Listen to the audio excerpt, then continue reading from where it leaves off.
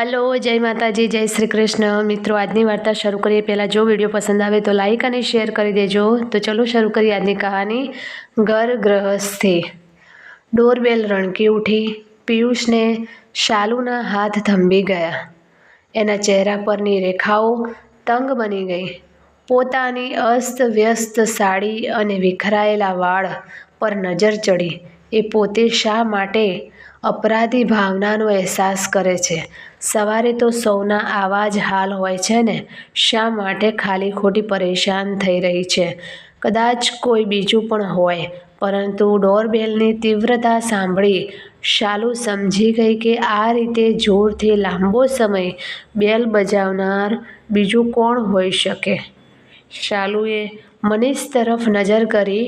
તેના ભાવવિહીન ચહેરા પાછળ છુપાયેલી ઉત્સુકતા અને ઉત્સાહ છાના ન રહ્યા. પતિના હાવભાવને એ સારી રીતે ઓળખી ગઈ હતી. પુરુષ પોતાની ઉત્સુકતા પર ડાંક પીછાડો કરવાના લાખ પ્રયાસ કરે, પરંતુ પત્નીની છઠ્ઠી ઇન્દ્રિય તીક્ષ્ણ નજરથી પોતાની જાતને ભોળો ઠરાવી શકતો નથી. શાલુ કેટલીય વાર મનમાં વિચારી ચૂકી હતી કે તેણે સજી થજીને રહેવું જોઈએ, પરંતુ ઘરના કામમાંથી ઊંચી આવે તો ઠીકઠાક રહી શકે ને? અને પેલી રોજ બની ઠનીને વ્યવસ્થિત રહે છે, તો એમાં શાલુ શું કરે? એને નથી ઘરની ચિંતા કે નથી પતિની. બસ પતંગિયાની જેમ આમ તેમ ઉડાઉડ ફરતી રહે છે. બીજી વાર ડોરબેલ ગાજી એટલે મનીષ ગુસ્સે થયો. શાલુએ જાતને સંભાળી લીધી. ચહેરા પરના ભાવને સહેજ બનાવી તેણે બારણું ખોલ્યું. હાય શાલુ, કેમ છે? શું વાત છે? કેમ આવી ફરી રહી છે? જરા બની ઠનીને તો રહે. આટલું બોલી એ મનીષ તરફ જવા લાગી. અરે મનીષ, હજુ સુધી તૈયાર નથી થયો? ચાલ ફટાફટ તૈયાર થઈ જા. તારે મારી સાથે બેંકમાં આવવાનું છે. એકાદ બેંક એકાઉન્ટ વધુ ખોલી કાઢું. તું જે વિસ્તારમાં નોકરી કરે છે ને તે તરફ ખોલું, જેથી તું રૂપિયા જમા પણ કરાવી શકે અને જરૂરત પડે ત્યારે ઉપાડી પણ શકાય. બસ હમણાં જ હાજર થયો મોના ભાભી. ત્યાં સુધી તમે ચા પીવો. શાલુ, ચા સાથે જરા નાસ્તો પણ તૈયાર કરી દે, મનીષે હુકમ કર્યો. મનીષના આદેશને ઉવેખવાની શાલુની હિંમત નહોતી, એટલે અનિચ્છા છતાં તે રસોડામાંથી તૈયારી કરવા ચાલી ગઈ. નાનો પિયુષ એક ખૂણામાં લપાઈને ઊભો હતો. માત્ર 3 વર્ષનો હતો. તે પણ સમજવા લાગ્યો હતો કે મોના આંટીના આવતાની સાથે જ પપ્પા બદલાઈ જતા હતા. મમ્મી ઘરની નોકરાણીની જેમ રસોડામાં ઘૂસી જતી હતી. શાળાએ મૂકવા માટે પપ્પા જતા હતા. મોના આંટીના આવવાથી એ દોડીને રસોડામાં ભરાઈ ગયો. મમ્મી, મને મોના આંટી નથી ગમતા. પિયુષની વાત સાંભળી શાલુની આંખમાંથી આંસુ વહેવા લાગ્યા. મોના તેને પણ ગમતી નહોતી, પરંતુ પતિને કોણ સમજાવે કે મોના એક સારી સ્ત્રી નહોતી. જો સારી હોત તો એકાંતરે એ થોડી જ આવત અને કોઈને કોઈ બહાનું કાઢી મનીષને બહાર સાથે લઈ જાત. શરૂમાં શાલુ અને મોના વચ્ચે ઘેરી મિત્રતા હતી, પરંતુ મોનાની અસલિયત ધીરે ધીરે સામે આવતી ગઈ અને મિત્રતા છૂટતી ગઈ. તું હજુ સુધી રસોડામાં છો? જબરી આળસુ છે, મનીષે કહ્યું. તેને તૈયાર થયેલો જોતા શાલુ નાસ્તો આપવાની તૈયારી કરવા લાગી. હવે રહેવા દે મનીષ, સમય ક્યાં છે? મોના મનીષનો હાથ પકડી લગભગ ખેંચી જતાં બોલી. શાલુને જાણ હતી જ બંને કોઈ રેસ્ટોરન્ટમાં જઈને આરોગશે. મનીષ પણ આવો અવસર જવા દે ખરો? મનીષના ગયા પછી શાલુનું મન કામ કરવામાં ન લાગ્યું. પિયુષને શાળાએ મૂકવા પણ ન ગઈ. એનું જવાનું જરૂરી નહોતું. માત્ર 2-1 કલાક ત્યાં રમવા જતો હતો. પિયુષના હાથમાં રમકડાં આપી તે બાજુની ખુરશીમાં બેસી ગઈ. મનીષના જીગરી દોસ્ત જતીનની પત્ની મોના હતી. તેના લગ્ન થયા પછી જતીનના લગ્ન થયા હતા.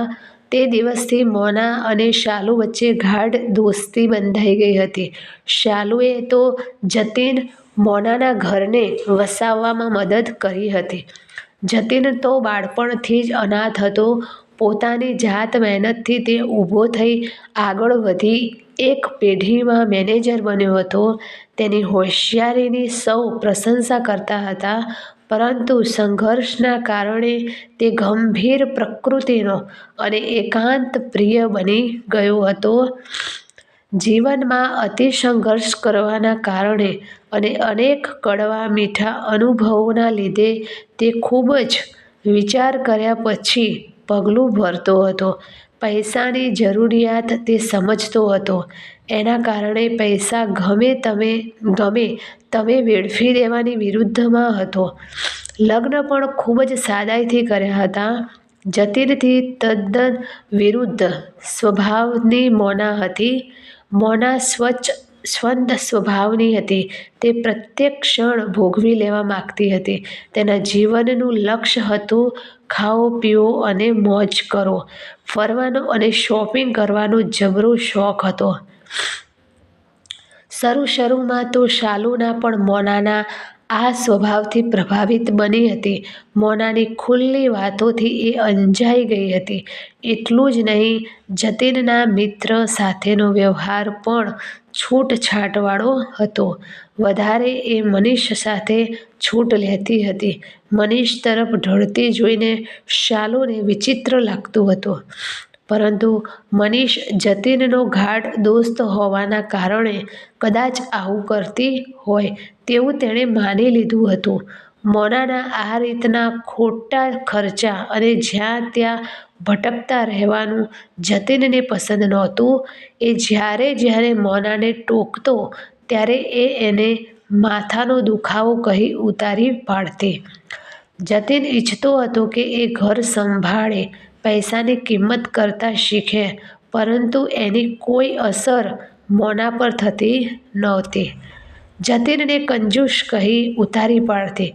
ક્યારેક પિયર જઈ પૈસા લઈ આવતી. આ વાત સ્વામીની જતીન પાસે ઠેસ પહોંચાડનારી હતી. ધીરે ધીરે બંને વચ્ચે એક તિરાડ પડવા લાગી. વાતમાં તકરાર થવા લાગી. જે દિવસે બંને ઝઘડી પડતા તે દિવસે મોના શાલુ પાસે ચાલી જતી. ત્યાં આંસુ સારવા લાગતી. શાલુ ધીરજ આપતી. મનીષ એને સમજાવતો અને જતીનને એ સમજાવશે તેવી હૈયાધારણ આપતો. શાલુએ ઘણી વાર નજરે જોયું હતું કે રડતા મોના મનીષને બાજી પડતી તો ક્યારેક હાથ પકડીને બેસી રહેતી. શાલુ આ સામે આંખ મીચામણા કરતી. આ સમયગાળામાં પિયુષનો જન્મ થયો. આ બહાને મોના વધુ આવવા લાગી. શાલુ પિયુષ સાથે અંદરના ઓરડામાં હોય ત્યારે મનીષ મોના બહાર બેસી વાતો કરતા જોરથી હસતા હોય. આ વાત શાલુને ખટકતી હતી, પરંતુ શાલુ સામાન્ય પત્નીની જેમ ઈર્ષ્યા કરનારી સ્ત્રી નહોતી. મનીષ પર અવિશ્વાસ કરી તે પોતાની જાતને હલકી પાડવા ઈચ્છતી નહોતી. એટલે તેણે આ વિશે એક શબ્દ સરખો ઉચ્ચાર્યો નહોતો. ધીરે ધીરે શાલુને ભાન થવા લાગ્યું કે મનીષ મોનાની વધુ પડતી પ્રશંસા કરવા લાગ્યો હતો.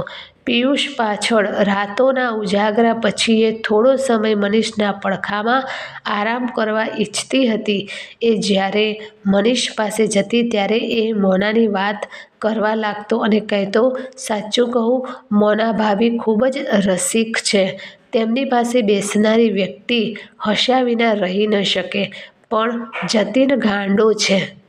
નાહકનો ઝઘડો કરે છે. અરે, આટલી સુંદર સફાઈદાર પત્ની મળી છે તો તેનું મૂલ્ય આંકવું જોઈએ. શાલુ વિરોધ કરતી. પણ મોનાએ જરા વિચાર તો કરવો જોઈએ ને. આમ આખો દિવસ ફરતી રહે તો કોઈ પણ પુરુષ ફરિયાદ તો કરે જ છે ને. જતીનભાઈએ ગરીબાઈ જોઈ છે એટલે ગમે તેમ પૈસા વેડફવાની ના કહે છે. મનીષ ગુસ્સે થઈ જતો. કહેતો, તું તો 18મી સદીની સ્ત્રી હોય તેવું લાગે છે. પછી શા માટે આમ કરે છે? એ છે જ કંજૂસ. કોઈને ટાપટીપથી જીવવાનો શોખ હોય તો એમાં ખરાબ શું છે? બધી તારા જેવી થોડી જ છે કે આમ વિખરાયેલા વાળ સાથે જૂની સાડી પહેરી ફર્યા કરે. આ સાંભળી શાલુનું મન તડફી ઉઠતું. શું એ ભૂલી ગયો કે જો તે પણ પૈસા વેડફતી ફરતી હોત તો આજે જે ઘર વસાવ્યું છે તે વસાવી શક્યો ન હોત, આરામની ચીજો મળી શકત ખરી? આજકાલ પિયુષના કારણે મનીષને કારણ કહ્યું, રહેવા દે, તું આમ પણ આળસુ છે. તારી આદતોમાં ખરાબી છે. મનીષની વાત સાંભળી શાલુને લાગ્યું કે મનીષ એની તુલના મોના સાથે કરવા લાગ્યો છે. પિયુષના કારણે તે ઈચ્છવા છતાં મનીષ માટે સફાઈ ફાળવી શકતી નહોતી. મોના અને મનીષ કોઈ બહાનું બતાવી સાથે નીકળી પડતા. એ વિરોધ કરતી અને સાથે જવા કહેતી તો મનીષ કહેતો, તું પિયુષનું ધ્યાન રાખ. શાલુએ એની પણ નોંધ કરી કે તેની ગેરહાજરીમાં મોના ઘેર આવવા લાગી હતી. તેને જોતાં ઝટ લઈને કહેતી, શાલુ, ક્યારની તારી રાહ જોઈ રહી છું. અહીં પસાર થતી હતી તે થયું કે લાવ તને મળીને જાઉં. ક્યારેક કહેતી, મનીષજીનું જરા કામ હતું, આજે તેઓ ફરીદાબાદ જવાનું કહી રહ્યા હતા. મેં વિચાર કર્યો કે મારી માસીની દીકરી બહેન ત્યાં રહે છે તો હું પણ મળી આવું. જતીન પાસે તો સમય છે નહીં તો ક્યારેક બીજું બહાનું બતાવી દેતી. ઘણી વાર મનીષ અને મોનાને આલિંગનમાં જોયા હતા. એકબીજાના હાથ પકડીને બેઠા હોય એ વાત તો સામાન્ય બની ગઈ હતી. શરમની મારી શાલુ મનીષને એક સવાલ પણ પૂછતી શકતી નહોતી. તે જાણતી હતી કે આજે ભલે બધી વાતો દબાયેલી છુપાયેલી રહે, કારણ જો વાત જાહેર થશે તો બંને ખુલ્લા કરતાં પણ અચકાશે નહીં. શાલુને પિયુષના ભવિષ્યની ચિંતા થતી હતી એટલે એ ચૂપ હતી. વાતમાં જતીન સામે મોનાની વાત છેડી ત્યારે જતીનની આંખોમાં પરવશતા નિહાળી. એ જોઈ તે ચૂપ થઈ ગઈ હતી. માત્ર જતીનને ખૂબ જ દુઃખથી કહ્યું હતું, ભાભી, હું મજબૂર છું. ઉડતા પંખીની પાંખ કાપવાની મારી હિંમત નથી. હું તમારો ગુનેગાર છું. આખરે તમારી વચ્ચે શો સંબંધ છે? અકળાયેલી શાલુએ પૂછી લીધું. શું મૂર્ખાઈ ભર્યા સવાલ કરે છે? તને ખબર નથી એ જતીનની પત્ની છે? મનીષ અકળાયો. જો જતીનની પત્ની છે તો રોજે રોજ અહીં શા માટે આવે છે? શાલુએ બીજો સવાલ કર્યો. કશું ને કશું કામ હોય છે એટલે આવે છે. તે કમાવા માટે કેટલી મહેનત કરે છે એ તું જાણે છે? આજકાલ તે વીમા કંપનીની એજન્ટ બની છે. બસ આ વિશે તે મારી સલાહ લેવા આવે છે. હું મારા ઓળખીતાનો વીમો તેને આપું છું. આ સિવાય તેની સાથેના તમારા સંબંધો કેવા પ્રકારના છે તારે જાણવું જ છે ને? તો જાણી લે કે મને મોના તારા કરતાં સારી લાગે છે. તમારી વચ્ચે શારીરિક સંબંધો છે? મર્યાદા મૂકી શાલુએ મનીષને સીધો સવાલ પૂછી લીધો. હા છે, તારાથી થાય તે કરી લે. મનીષે અકળાઈને જવાબ વાળ્યો અને ઘર બહાર નીકળી ગયો. કોઈ પણ પરિસ્થિતિમાં પુરુષ માટે સરળતાથી છટકી જવાનો આ ઉત્તમ માર્ગ હતો. શાલુને લાગ્યું કે પરસ્પર પરના વિશ્વાસનું કશું જ મહત્વ નથી. બસ છટક, કપટ અને જૂઠ્ઠા આવરણ ઓઢી જીવન વિતાવી શકાય ખરું? મનીષને તો આ રીતે ઊભા કરેલા પરિવારની જરા સરખી કિંમત હતી નહીં, અને તે એક એવી સ્ત્રી માટે આ બધા તરફ બેદરકાર હતો જે સ્ત્રીને મન પૈસો હતો અને કામ કરાવી લેવા પુરુષના હવસને પૂરો કરતી હતી. મનીષને એવી જાણ ક્યાં હતી કે મોના અન્ય પુરુષો સાથે પણ ફરતી હતી? કોણ આ વાત પર વિશ્વાસ કરવાનું હતું? રેસ્ટોરન્ટ અને હોટેલમાં જમવું અને ફિલ્મો જોવી તે મોનાનો પ્રિય શોખ હતો. મનીષને પટાવીને મોના પોતાની તમામ ઈચ્છા પૂરી કરી લેતી. જ્યારે જતીન માટે મોનાને બાંધી રાખવી એ સહેલું કામ નહોતું. એટલા માટે તે ચૂપચાપ બધું સહન કરતો હતો. ફરિયાદ કરવી હોય તો કોને જઈને કરે? એકવાર મોનાની માતાને તેણે ફરિયાદ કરી ત્યારે મોનાની માતાએ રોકડું પરખાવી દીધું હતું કે મોનાને મોજ શોખની ટેવ પડી ગઈ છે. જો તું એના મોજ શોખ પૂરા કરી શકે તેમ નથી તો એ બીજા કોઈને શોધી જ લેશે. એટલે મોનાને તું જકડી રાખી શકે તેમ માનતો હોય તો એ વાત મગજમાંથી કાઢી નાખજે. મનીષ જતીન તરફ ઈર્ષ્યાભાવ કરવા લાગેલો. મોનાના જાદુએ તેના પર કબજો જમાવ્યો હતો. મોનાની અદા બિંદાસ્ત પણ તેને મોહમાં તાણી ગયું હતું. જ્યારે શાલુ સાદગીભર્યું જીવન જીવતી હતી, એણે કામ વાસનાને ક્યારેય પણ ઉશ્કેરી નહોતી. પિયુષના જન્મ પછી શાલુ પિયર ગઈ હતી ત્યારે મોનાએ એનો ભરપૂર લાભ ઉઠાવ્યો હતો. એ પછી મનીષ સાથેનો તેનો શારીરિક સંબંધ સ્થાયી ચૂક્યો હતો. એક તરફ શાલુ જ્યારે પોતાના બિછાના પર હિજરાતી હતી તો બીજી તરફ મોના ખુલ્લમ-ખુલ્લા હવસ લૂંટાવતી હતી. આ મોહમાં અંધ બની મનીષ તણાતો હતો. એ પોતાની જાતને ક્યારેક અપરાધી સમજતો ત્યારે મોનાનું જાદુ ચડતા શાલુ અને પિયુષ નજર સામેથી ગાયબ થઈ જતા. પરંતુ એને ધીરે ધીરે સમજાવવા લાગ્યું કે જો મોના બીજી કોઈ વ્યક્તિને મળે તો તેની સાથે પણ આવો જ ખુલ્લા વ્યવહાર કરતી જ હોય. હસી મજાક અને ક્યારેક રેસ્ટોરન્ટમાં ગઈ તો એમાં ખોટું શું છે? કારણ એ વધુને વધુ પૈસા કમાવા ઈચ્છે છે. મનીષ એક વાત સમજી ગયો હતો કે મોનાને વધુને વધુ પૈસા કમાવા માટે પુરુષોને મૂર્ખ બનાવી કમાઈ લેવાની આદત પડી ગઈ છે અને શોખ પણ છે. પુરુષોને ઉતરતા ગણવામાં તેને આનંદ મળતો હતો. તેમાં પણ ખાસ કરીને જતીનને ગુસ્સે કરવામાં, તેના પુરુષત્વને પડકારવામાં તેને સુખ મળતું હતું. જતીન ઓફિસના કામે 3 દિવસ બહાર ગામ ગયો હતો. આ વાત મોનાએ જ કરી હતી. મળવા માટે મનીષ વિવશ બની ગયો હતો. આવી એકલતા ફરી ફરીને ક્યારે મળવાની હતી એમ વિચારીને એક સાંજે એ સીધો જ મોનાના ઘર તરફ ચાલી નીકળ્યો. દરવાજો ખુલ્લો હતો પરંતુ મોના ઘરમાં એકલી નહોતી. તેની મા પણ હાજર હતી. એ મોનાની માતાને નમસ્તે કરે તે પહેલાં જ મોનાના શબ્દોથી એ ચોંકી ગયો. મા તો નકામી ચિંતા કરે છે. જતીન એમાંનો નથી જે છૂટાછેડા લે. પોતાની આબરૂનો ખ્યાલ રાખનારો છે. જો એવું ન હોત તો તેણે મને ઘરમાં સંઘરી ન હોત. મા, હું જીવનને સંપૂર્ણ રીતે માણી લેવા માંગુ છું.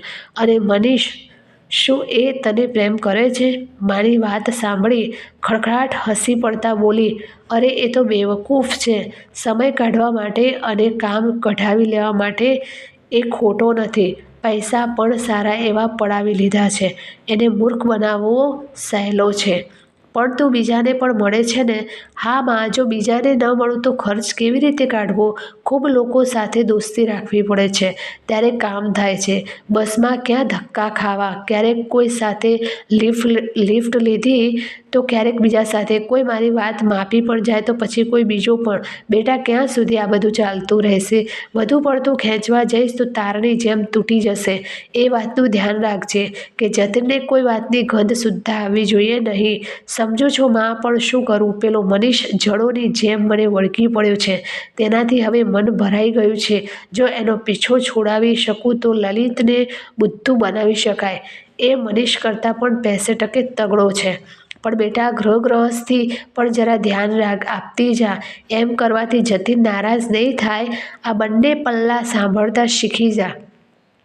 તું જો આજે પણ તારા પપ્પા મારાથી ગભરાઈ જાય છે. મોનાની અસલિયત જાણતા મનીષનું મન દુઃખી થઈ ગયું. પરંતુ પોતાની જાતને ધિક્કારવા સિવાય તેની પાસે કશો માર્ગ હતો નહીં. એ કશું કરી શકે તેમ નહોતો.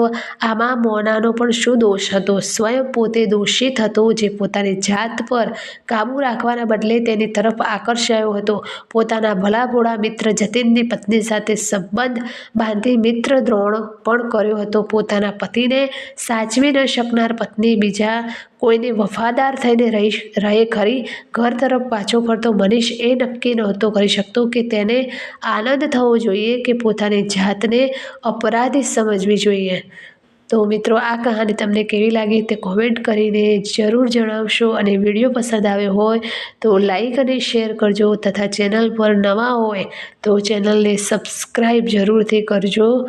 ફરી મળીશું એક નવા વિડીયો સાથે. નમસ્તે, જય માતાજી, જય શ્રી કૃષ્ણ, હર હર મહાદેવ. Thanks for watching.